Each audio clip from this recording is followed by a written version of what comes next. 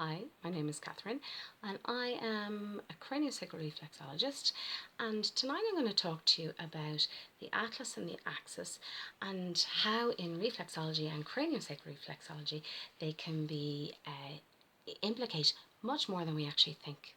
So the atlas and axis, this is my spine.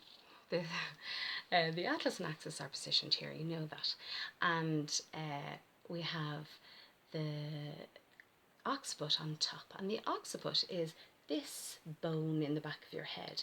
So the occiput sits really neatly into the atlas, and it, it its articulation, or where it joins, is where this condyle, so this like lumpy bump on the bottom of the occiput, sits right in to the atlas there.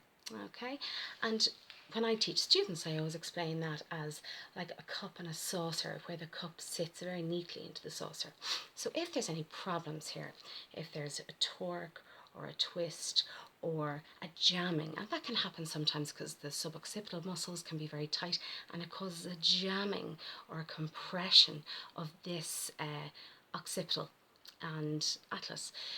And when that jamming occurs, you can have a couple of issues going on, not just neck pain. So you have the vagus nerve comes down through this bone and another one called the temporal. There's a little hole called the jugular foramen, and it comes down through the jugular foramen and goes into the lungs and the digestion. So sometimes when we have issues in the lungs and the digestion, it's not, it's actually because there's a problem or a jamming here.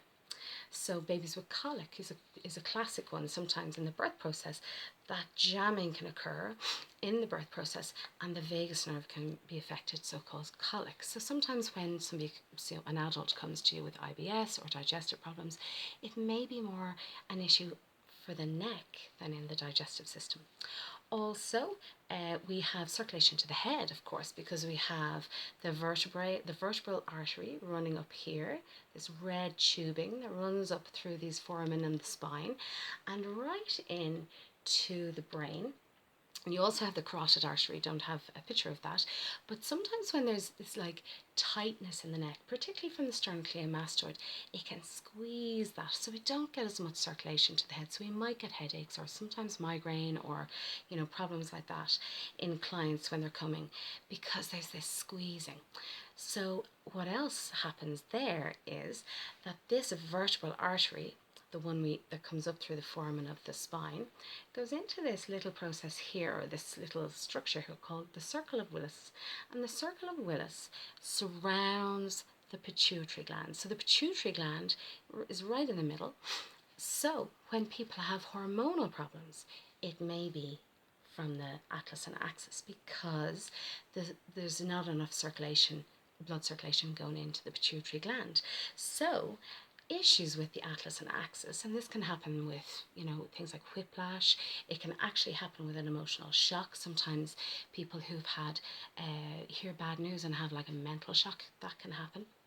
It will actually can cause trauma here, or maybe torquing or compression, and you can have problems with digestion, with circulation to the head, hormonal issues. So there's a lot more going on in the atlas and axis than just neck pain. So join me when we go further down the spine, and we may even actually talk more about the atlas and axis because it's so important. Its relationship with the jaw is really important. So we'll talk again, and so I hope this was helpful. Thanks.